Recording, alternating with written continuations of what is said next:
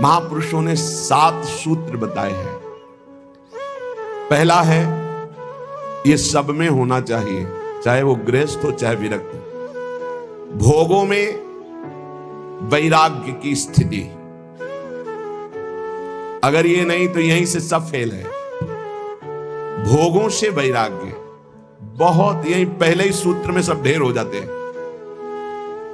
भक्ति, ज्ञान, अष्टांग योग, कर्म योग, जितने भी योग हैं ये सब वैराग्य की नींव पर टिके हुए हैं। अगर वैराग्य नहीं है, परम पूज्य श्री सद्गुरुदेव भगवान के साथ गिरिराज जी की परिक्रमा लगा रहे थे, जब पूज्य पंडित गया प्रसाद जी की समाधि आई, बोले आओ चलो बैठते हैं। हाँ बैठे। बोले जानते हो इनके हृदय में इस कोटि की स्थिति कैसे आई?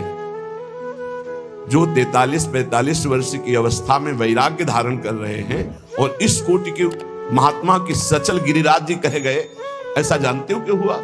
कम समय में बहुत ऊंचाई प्राप्त की। बोले वैराग्य, गुरुदेव भगवान के वैराग्य।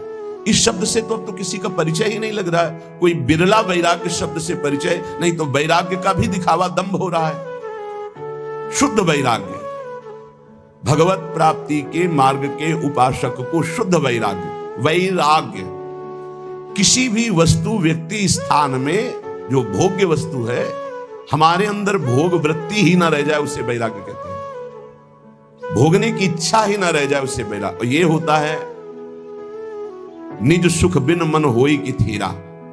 जब निज सुख का अनुभव होने लगता है तो वैराग्य बड़ा दृढ़ होने लगता है। रसबल छूटे जो विषय तबही तो सुख होए। जब नाम का रस मिलने लगता है, प्रभु का आनंद मिलने लगता है, तो मन स्थिर होने लगता है। भोगों से राग रहित वृत्ति हो जाती है, घृणा लगने लगती है उन भोगों से।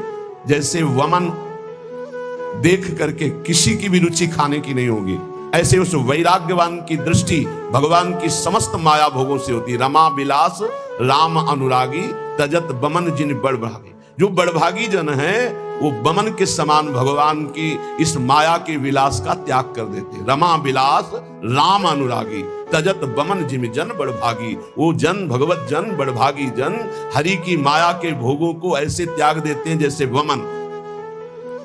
और एक महामहिम बात कहेगी कि त्याग का उनको अभिमान नहीं होता, जैसे विष्ठा त्याग का किसी को अभिमान नहीं होता। मलवत त्याग, त्याग भी तो कैसा मलवत, जैसे कोई मल त्यागने के बाद कभी गर्व नहीं करता कि मैंने तो 500 ग्राम मल त्यागा, ऐसे ही समस्त मायाकृत भोगों का मलवत त्याग कि उस त्याग का अभिमान नहीं। त्याग तो किया पर त्याग के अभिमान का त्याग नहीं किया तो फिर लाभ नहीं मिलेगा। त्याग तो किया घर का, लेकिन घर के राग का त्याग नहीं किया, अभी त्याग का अभिमान बकाया है। वो भगवान जब कृपा करेंगे तब वो नष्ट होगा। जब तक वो नष्ट नहीं होगा तब तक अनुराग या भगवत मार्ग में आगे नहीं बढ़ सकते। तो वैराग्य, भोगों के प्रति स्वाभाविक आकर्षण रहता है। मना कष्टानि इंद्रियाणि प्रकृतिस्थानि कर्षति। बार बार इस विषय को समझो, यही मूल विषय। भगवत प्राप्ति कठिन है, यही विषय कठिन दिखाता है। अगर भोगों के राग का त्याग हो जाए तो भगवत प्राप्ति कठिन नहीं है, कठिन है भोगों के राग का त्याग करना। तो ये पहला सूत्र है, भोगों में वैराग्य की दृढ़ भावना होना। जो भोग भगवत विमुख करने वाला है उससे दृढ़ वैराग्य। इतना प्रार्थना समझ लीजिए कि शास्त्र विरुद्ध आचरण करने वाला बहुत पछताएगा, बहुत जलेगा, बहुत दलदल में फंस जाएगा। कभी शास्त्र की आज्ञा का उल्लंघन मत करो, कभी गुरुजन संत जनों की आज्ञा को हल्के में मत लो। अगर जिन्होंने हल्के में लिया वो फंस गए और परम पद से दूर हो गए। माना कि तुम 4 धनियों को रिझा करके करोड़पति कहला सकते हो, माना कि तुम्हारे पास बहुत वैभव हो सकता है, लेकिन प्रियालाल की प्राप्ति नहीं कर सकते। जो शास्त्र और संत और गुरुजनों के वचनों की अवहेलना करते, हल्के में लेते हैं, वो इस माया से पार नहीं। हल्के अरे तो बोलते रहते हैं और अपने मन की लगा के करते हो, जरूर फेल हो जाते हैं एक दिन। देख लेना, समय आने पर देख लेना, हमारे शब्दों को देख लेना कि आप ऐसे दलदल में फंसेंगे, आप ऐसी अशांति में फंसेंगे, आप ऐसे मोह राग में फंस जाएंगे जिससे प्रियालाल छूट जाएंगे जिनके लिए आप चले। इसीलिए जानबूझकर सर्वस्व का त्याग किया जाता है प्रभु के लिए। अपने संपूर्ण ममत्व को, अपने संपूर्ण अहम को जब प्रभु के चरणों में समर्पित कर देते तब दृढ़ भक्ति होती है। इसलिए भोगों में दृढ़ वैराग्य की भावना, ये नींव है परमार्थ की। और यही पहली सीढ़ी से लाखों फिसल जाते हैं, फिर बैलेंस बना के चलते हैं, किसी भी तरह जीना है बस। अब वो उद्देश्य नहीं रहा भगवत प्राप्ति, भगवत प्रेम, वो उत्साह नहीं रहा निरंतर भगवत भजन का। दूसरा बहुत सुंदर ये 7 सूत्र हैं। कुविचार, कुकर्म और कुसंग, इनका त्याग हो जाना चाहिए। कस्तरति कस्तरति मायाम यह संगास त्यजति। बोले कौन तरता है, कौन तरता है माया से? बोले यह संगास त्यजति, जो संग का त्याग कर देता है। संग बहुत जहर है, बहुत जहर है। अगर आप समझ पाओ तो, हमारी बात को पकड़ लोगे तो कभी दुखी नहीं रहोगे, सदैव सुखी रहोगे। भगवत भाव से संग करो। अन्य कोई भी भाव अगर संग में आ गया तो रोना पड़ेगा, दुखी होना पड़ेगा, पछताना पड़ेगा, हाथ मींजना पड़ेगा।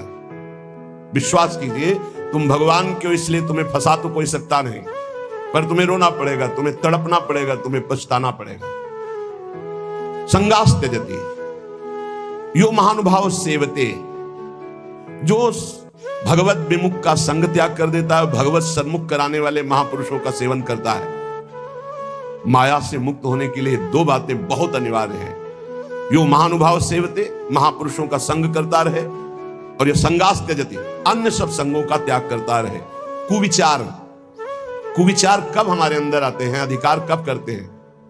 एक तो पूर्व कर्मों के अनुसार कुविचार होते हैं। जैसे बचपन से कुछ आदतें ऐसी गंदी होती हैं जिनको हमने कहीं सीखा नहीं, पढ़ा नहीं, दिखाया नहीं गया, सुनाया नहीं गया, पर वो अंदर से है, और वो भजन के द्वारा मिटती है, नहीं तो पूरे जीवन और अन्य जन्मों में भी बनी रहती है, क्योंकि पूर्व गलत किए हुए कर्म का संस्कार जीव के अंदर रहता है। दूसरा, इस जन्म का कुविचार होता है। पूर्व जन्म का कुविचार जब तक हम उसका क्रियात्मक रूप नहीं लेंगे तब तक उसमें दम नहीं है। पूर्व जन्म के द्वारा कुविचार ये होता है कि पूर्व जन्म के किए हुए कर्म का कुविचार जो होता है, हम इस समय बिल्कुल सही ढंग से चल रहे हैं, लेकिन हमारे अंदर वो आकर्षण हो रहा है, वो खान पान का, वो भोग का, वो नाना प्रकार की दुर्विचारों का, क्योंकि वो संस्कार हैं, उन्हीं को भजन के द्वारा नष्ट करते। दुर्वासना मम सदा परिकर्षयन्ति। और एक होता है इस जन्म का, ये बहुत खतरनाक होता है। पूर्व जन्म का तो मंद होता है, वो विचार आया और चला गया, अगर उसको पकड़कर क्रिया में उतार दिया तब तो संस्कार बहुत दृढ़ हो गया, अगर क्रिया नहीं उतारी तो वो आया कुविचार नष्ट हो जाएगा। अब जो इस जन्म का कुविचार, उससे बचने की बहुत जरूरत है। गंदा दृश्य देखा, जैसे शौभरी ऋषि ने कुविचार उदय हुआ, 50 राजकुमारियों से ब्याह किया। सुनना, देखना और बोलना, इन 3 का विचार पर बहुत प्रभाव पड़ता है। हम गंदी दृश्य देख रहे हैं, गंदे संग करके गंदी बातें सुन रहे हैं, गंदी बातें बोल रहे हैं, तो हमारे विचार गंदे ही होंगे पक्का, क्योंकि जो हम देखते हैं, सुनते हैं, बोलते हैं, वही हमारा मनन होता है, वही हमारा विचार बनता है। इस जन्म में कुविचार को रोक दो। पूर्व जन्म के संस्कार रूप कुविचार जो आता है, वो तटस्थ भूमिका रखी जाए, साक्षी भाव, वो अपने आप नष्ट हो जाएंगे क्योंकि भजन चल रहा है। लेकिन इस जन्म का कुविचार ना होने पावे, कोई दृश्य देखकर मोबाइल आदि से, या प्राकृतिक दृश्यों को ऐसे जो हमारी भोग वासना को बढ़ाए, कोई ऐसी बात सुनकर या ऐसी चर्चा करके जो हमारे विचारों को मलिन कर दे, इस पर बहुत सावधान रहना चाहिए साधक को। तो दूसरा है कुविचार का त्याग और कुकर्म का त्याग। कर्म, सुकर्म और कुकर्म होते हैं। जैसे मति वैसे ही कर्म होते हैं। जहां सुमति होती है वहां सुकर्म होते हैं, और जहां कुमति होती है वहां कुविचार और कुकर्म होते हैं। कुमति किसे कहते हैं? जो शास्त्र संत भगवत विमुख मति है वो कुमति है, और जहां कुमति तहां विपत्ति निदाना। जहां कुमति है वहां विपत्ति ही विपत्ति, पापाचरण का फल, दुख, विपत्ति, संकट, चिंता, शोक, भय। और जहां सुमति तहां संपत्ति नाना। जहां सुमति होती है वहां सत्कर्म बनते हैं, और जहां शुभ कर्म सत्कर्म बनते हैं वहां सुख, शांति, बहुत विश्राम स्थिति, आनंदमय रहती है। तो कुकर्म ना होने पावे, शास्त्र विरुद्ध, गुरु आज्ञा के विरुद्ध, संत जनों की आज्ञा के विरुद्ध जो कर्म होते हैं उन्हें कुकर्म कहते हैं। बहुत तरह के होते हैं, जिनको शास्त्र मना करते हैं वो आचरण कुकर्म होगा, भले आप उसको बहुत सजा कर करें। और इसी में कुविचार, कुकर्म और कुसंग। कुसंग दो प्रकार का होता है, एक वृत्ति का होता है, एक व्यक्ति का होता है। व्यक्ति का कुसंग उतना हानिकारक नहीं हो सकता जितना वृत्ति का कुसंग होता है। व्यक्ति तो कुछ देर मिला, अपना रंग डाला, चला गया, लेकिन वृत्ति हमारी अच्छी है तो वो रंग चढ़ेगा नहीं। जो रहीम उत्तम प्रकृति का कर सकत कुसंग, चंदन विष व्यापत नहीं लपटे रहत भुजंग। लेकिन जो वृत्ति का कुसंग है, अंदर जो हमारे गलत बात चल रही, गलत कामना चल रही, भोग भोगने की इच्छा का विचार चल रहा है, वो बहुत खतरनाक है। उपासक को अंदर की वृत्ति और बाहर के व्यक्ति, कुसंग हो रहा है बाहर से, इसकी पहचान हम कैसे जाने कि कुसंग हो रहा है? जिस वस्तु व्यक्ति स्थान के संसर्ग में आने से प्रभु का विस्मरण हो जाए और इंद्रिया मन चलायमान होकर गलत आचरणों में उतर जाए, उसे कुसंग कहते हैं। जिस वस्तु व्यक्ति स्थान के संसर्ग में आने से भगवत स्मृति जागृत हो जाए, भगवान के लिए हमारा हृदय व्याकुल हो जाए, उससे सत्संग कहते हैं। कुमार्गगामी वृत्तियों का त्याग करके भगवत मार्ग में चलने का नवीन उत्साह जागृत हो जाए, उसे सत्संग कहते हैं। और भगवान से विमुख होकर के भोग वासनाओं में हमारी वृत्तियां उतर जाए, भगवान का विस्मरण हो जाए, उसे कुसंग कहते हैं। तो पहला है विषयों में दृढ़ वैराग्य की भावना, भोगों में दृढ़ वैराग्य। दूसरा है कुविचार, कुकर्म और कुसंग का त्याग संपूर्णतया। तीसरा, विषय चिंतन के लिए समय ही ना दिया जाए, निरंतर भगवत चिंतन किया जाए। ऐसे भजन का तार जोड़ दो कि खाली समय ही ना रहे कि कोई विषय चिंतन घुस जाए। ये वायरस है, वायरस पूरा डेटा उड़ा देगा तुम्हारे चिंतन का, तुम्हारी भक्ति का पूरा डेटा उड़ा देगा। ऐसा वायरस है कुचिंतन। बाहर से आरती कर रहे हैं, अंदर से विषय भोग की चिंता चल रही है। बाहर से फूल अर्पित कर रहे हैं, अंदर से विषय चिंतन चल रहा है। ये है, पूरा डेटा उड़ा दिया। बाहर से क्रिया भागवतिक हो रही, अंदर से चिंतन बिल्कुल बर्बाद। जिनका चिंतन भागवतिक चलता है, मुख प्रसन्न तन तेज विराजा, उनका मुख में प्रसन्नता होगी, उस शरीर में तेज होगा। क्योंकि भगवान नाम जपने से पाप नष्ट होते हैं, पाप नष्ट होते ही स्वाभाविक तेज प्रकाशित होने लगता है। विषय चिंतन का समय ही ना दिया जाए। हर समय नाम जप, लीला कथा, गायन, श्रवण, अपने पास इतने अभ्यास के साधन हैं, एक क्षण भी खाली नहीं। पक्का समझ लीजिए, जब मंत्र में मन न लगे, नाम जप शुरू कर दो, राधा वल्लभ श्री हरिवंश, राधा वल्लभ श्री हरिवंश। इसमें भी मन न लगे, राधा राधा राधा। अब इसमें भी मन नहीं लगा, तुरंत चतुरासी जी में आ जाओ, कोई पद गुनगुनाने लगो। हमको अभ्यास ऐसा करना है कि विषय चिंतन का समय ही नहीं देना। विषय चिंतन इतना प्रभावशाली है कि जहां वो चलने लगेगा तो भजन रोक देगा, और अगर भजन चलता रहा तो विषय चिंतन के लिए जगह नहीं है। विषय चिंतन हुआ, खतरा मोल ले लिया। कहा हनुमंत विपत्ति प्रभु सोई। कौन सी विपत्ति?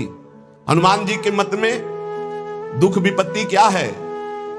ये नहीं कि कोई अव्यवस्था हो गई, हमारी मानी हुई सुख संपत्ति खो गई तो ये विपत्ति है, नहीं। हनुमान जी के मत में नहीं। हनुमान जी के मत में विपत्ति क्या है? कहा हनुमंत विपत्ति प्रभु सोई, जब तब सुमिरन भजन न होई। सबसे बड़ी विपत्ति वही है जब भगवान का सुमिरन न होकर विषय चिंतन हो रहा हो। सर्वनाश, तेरा सर्वनाश हो। सर्वनाश का मतलब होता है बुद्धि का नाश। बुद्धि नाश ही सर्वनाश है। जहां भगवत स्मृति गई, स्मृति भ्रंशात बुद्धिनाश हो, और बुद्धिनाशात प्रणश्यति, प्रणश्यति सर्वनाश हो गया। तेरा सर्वनाश हो जाएगा। सर्वनाश का मतलब तेरी बुद्धि भ्रष्ट हो जाएगी, तेरी बुद्धि सत्य निर्णय के योग्य नहीं रहेगी। यही सर्वनाश है।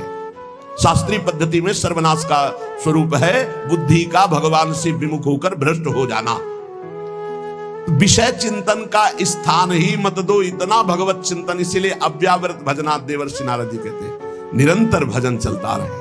भजन की ये साधक कोई बिरला पकड़ पाता है। अंतर रहित निरंतर तैल धारावत भगवत चिंतन, श्वास श्वास में नाम, नाम में श्वास, दोनों एक हो जाए, एकम एक। श्वास ही नाम, नाम ही श्वासा, नाम श्वास को भेद मिटावे, एकम एक हो जाए। श्वास और नाम बिलग नहीं, नाम और श्वास बिलग नहीं, एकतार भगवत भजन चल रहा है। तीसरा, विषय चिंतन का स्थान ही ना दिया जाए, इतना भगवत चिंतन का अभ्यास तारतम्य बना ले। कभी सत्संग सुन रहे, कभी भगवत चर्चा कर रहे, कभी नाम जप कर रहे, कभी नाम कीर्तन कर रहे, कभी लीला गुण गायन, कभी प्रभु की रूप माधुरी के चिंतन में डूबे, कभी प्रभु की महिमा का स्मरण करके रोमांचित हो रहे। ऐसे एकतार चिंतन चलाया जाता है। चौथा, अपने इष्ट देव के नाम में अपार रति। अपने शब्द है, इष्ट देव तत्व रूप में सर्वत्र विराजमान है, पर अपने वो हैं जिनको गुरुदेव ने दिया है। जो गुरुदेव नाम देते हैं उसी नाम में रति करनी चाहिए। ये बहुत सौभाग्यशाली साधक पकड़ पाएंगे। नहीं, मनमानी साधना करने की बहुत अहम में प्रेरणा होती है, लेकिन गुरुदेव प्रदत्त साधना में, गुरुदेव प्रदत्त नाम वाणी में ये बहुत जोर की बात है। अपने इष्ट देव के नाम में अपार रति। अपार रति, जागृत स्वप्न सुषुप्ति स्फुरत में राधा पदाब्ज छटा। बस किशोरी जू की चरणारविंद की अद्भुत रति और नाम, अन्य नहीं, सब प्रभु के नाम। लेकिन हमको जो कुछ मिला, राधा राधा, किसी के प्रमाण देने की जरूरत है। ये तो श्री जी सुनवा रहे हैं इसलिए बोल रहे हैं, बिल्कुल सत्य मानिए। ये प्रभु करवा रहे हैं इसलिए हो रहा है। मेरे प्रभु ही हैं, दूसरा कोई नहीं है। और उनको क्या समझाना, वो तो सर्वज्ञ सबके हृदय में बैठे हैं। आप जानो ना जानो, गुरु प्रसाद से इतना तो पता चली गया है कि इन सब मंदिरों में केवल भगवान ही बैठे, चाहे जड़ मंदिर हो चाहे चैतन्य मंदिर हो, एकमात्र प्रभु। तो अब वो आज्ञा किए हुए हैं, इसलिए चर्चा हो रही है। ये हमारा जीवन है, तुम बोलो ना बोलो, ये हमारा प्राणाधार है, हमारा सर्वस्व है। और जिन साधनाओं का तुम्हें परिचय नहीं, वो साधना करके हमको ये राधा नाम मिला है, और तुमको फिर ही सुनने को मिल रहा है। इसलिए तुम्हें विश्वास पता नहीं कितना है। हमारा तो जीवन है, प्राण है, ना नर्क स्वर्ग अपवर्ग की कोई त्रास या चाह है। ये बस नाम ना छूटे, जो गुरुदेव ने दिया, ये नाम ना छूटे। दाता राधा नाम, हितजू महाराज ने, गुरुदेव ने राधा नाम दिया, जो सिंहासन पे पीरा, सर्वस्व सब कुछ। अब नहीं, अब नहीं, वेदान्न पे संन्यस्ते।